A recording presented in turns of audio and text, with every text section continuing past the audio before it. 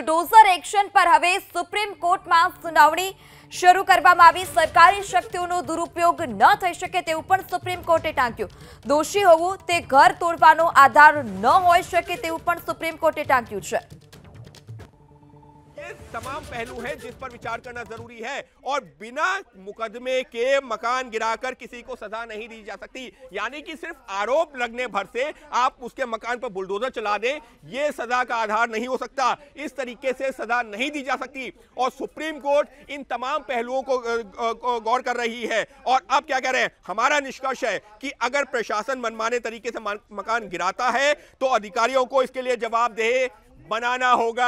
यानी कि अगर अवैध तरीके से मकान गिराए जाते हैं, मनमाने तरीके से मकान गिराए जाते हैं, तो वहां पर जो अधिकारी इस कार्रवाई में शामिल होंगे उनके खिलाफ कार्रवाई होगी, उनको उनकी जवाबदेही तय होगी। तो अभी इस वक्त के फैसले की सबसे बड़ी खबर यही है कि अगर मनमाने तरीके से ये साबित होता है कि मकान गिराए गए हैं तो अधिकारियों के खिलाफ कार्रवाई या उनकी जवाबदेही तय होनी चाहिए। ये कौन कह रहा है? देश की सर्वोच्च अदालत। देश की सर्वोच्च अदालत में अभी फैसला पढ़ा जा रहा है। अपराध के आरोपियों को भी संविधान कुछ अधिकार देता है, यानी कि जो आरोपी है उसके भी कुछ अधिकार होते हैं। किसी को मुकदमे के बिना दोषी नहीं माना जा सकता। सुप्रीम कोर्ट क्या कह रहा है? सुप्रीम कोर्ट कह रहा है कि सिर्फ आरोप लग जाने से वो दोषी नहीं करार हो जाता।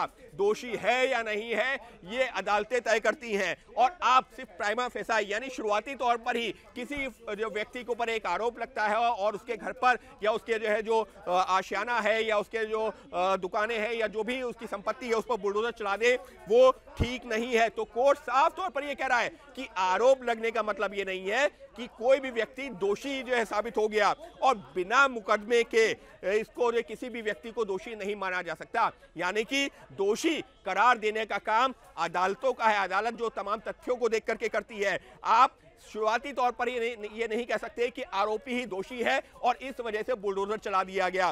साफ तौर पर सुप्रीम कोर्ट यही बताने की कोशिश कर रहा है कि तो बुलडोजर एक्शन पर सुप्रीम कोर्ट में सुनावणी शुरू। सरकारी शक्तिनो दुरुपयोग न थई शके, दोषी होवुं ते घर तोड़वानो आधार न होई शके, घर दरेकनुं सपनुं होय ते क्यारेय न तूटे, लोकोना अधिकार छीनवी न शकाय तेवुं पण सुप्रीम कोर्टे टांक्युं छे। फक्त गुनाहित आरोप होवो ते घर तोड़वुं ते योग्य नथी, ट्रायल वगर कोईनुं घर न तोड़ी शकाय तेवुं पण सुप्रीम कोर्टे जणाव्युं हतुं। त्यारे यूपीमां बुलडोजर एक्शन चाली रह्युं हतुं अने बुलडोजर ऑपरेशनने लई अनेक वाद विवाद पण थया हता, जेने लई सुप्रीम कोर्टमां सुनावणी पण करवामां आवी। जे पण दोषित ठरववामां आवे अथवा तो कोई पण दोषित जेने कहेवामां आवे तेना पर, तेना घर पर, तेनी संपत्ति पर बुलडोजर फेरवी देवामां आवतुं हतुं, जेने लई सुप्रीम कोर्टमां पण सुनावणी शरू थई हती अने सुप्रीम कोर्ट द्वारा कहेवामां आव्युं के सरकारी शक्तिनो दुरुपयोग न थई शके, दोषी होवुं ते घर तोड़वानो आधार न होई शके, केस वगर मकान तोड़ीने सजा न आपी शकाय तेवुं पण सुप्रीम कोर्टे टांक्युं छे। अमे विचार कर्यो छे के शुं गाइडलाइन जाहेर करीए, ट्रायल वगर कोईनुं घर न तोड़ी शकाय, घर दरेकनुं सपनुं होय ते क्यारेय न तूटी शके तेवुं पण सुप्रीम कोर्टे जणाव्युं हतुं। तो बुलडोजर क्या आधार है?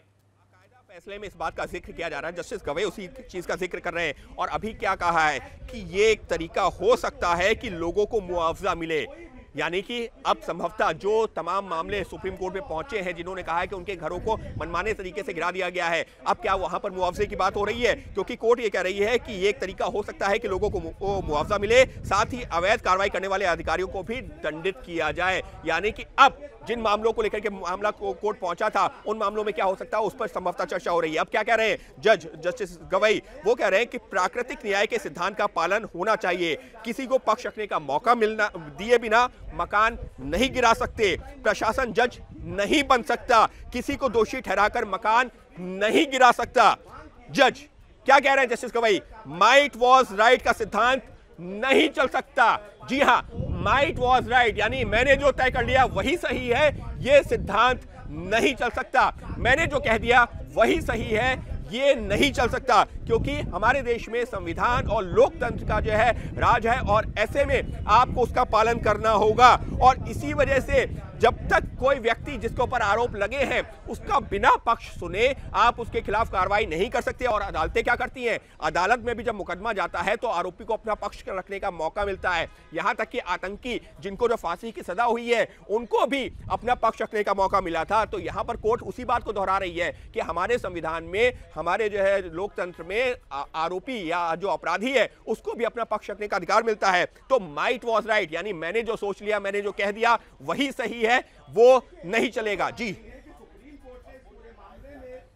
બુલડોઝર એક્શન પર સુપ્રીમ કોર્ટમાં સુનાવણી શરૂ અને સુપ્રીમ કોર્ટે ટાંક્યું કે મનમાની ન ચલાવી શકાય, મનમાની કરનારા અધિકારીઓ પર કાર્યવાહી પણ જરૂરથી થાય। ગમે તે વ્યક્તિ હોય, આરોપી હોય, તેને પોતાનો પક્ષ રાખવાનો મોકો મળવો જોઈએ। ઘર દરેકનું સપનું હોય તે ક્યારેય ન તૂટે, લોકોના અધિકારો છીનવી ન શકાય। અમે વિચાર કર્યો છે કે શું ગાઈડલાઈન જાહેર કરીએ, સ્થાનિક પ્રશાસન જજ ન બની શકે તેવું પણ સુપ્રીમ કોર્ટે જણાવ્યું છે। મનમાની કરનાર અધિકારીઓ સામે પણ કાર્યવાહી થાય, ગેરકાયદે ઘર તોડવામાં તો વળતર આપવામાં આવે તેવું પણ સુપ્રીમ કોર્ટે ટાંક્યું છે। બુલડોઝર એક્શન પર સુપ્રીમ કોર્ટમાં સુનાવણી અને સુપ્રીમ કોર્ટે અલગ અલગ વિષય પર નિવેદનો પણ આપ્યા છે કે જે મનમાની કરનારા અધિકારીઓ હોય તેના પર પણ કાર્યવાહી કરવામાં આવે, જે અપરાધીઓ છે તેમનો પક્ષ પણ સાંભળવામાં આવે। સ્થાનિક પ્રશાસન જજ ન બની શકે અને તે આ રીતે ગેરકાયદે કોઈનું ઘર ન તોડી શકે। કેસ વગર મકાન તોડીને સજા ન આપી શકાય।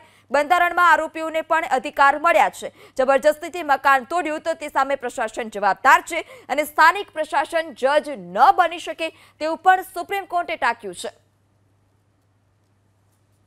તો બુલડોઝર એક્શન પર સુપ્રીમ કોર્ટમાં સુનાવણી અને આરોપીઓને પણ પોતાનો પક્ષ રાખવાનું સુપ્રીમ કોર્ટે ટાંક્યું હતું। સરકારી શક્તિનો દુરુપયોગ ન થઈ શકે, કેસ વગર મકાન તોડીને સજા ન આપી શકાય। આરોપી છે, अपराधी છે તો તેની જે જમીન છે, તેનું ઘર છે તે ન તોડી શકાય તેવું પણ સુપ્રીમ કોર્ટે ટાંક્યું।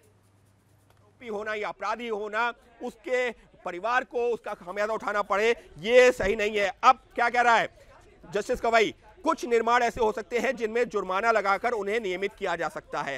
जी हाँ, ऐसा नहीं है कि आप बुलडोजर नहीं चलाएंगे, हो सकता है कि जुर्माना लगा करके अगर अवैध निर्माण है भी तो उसको नियमित किया जा सके।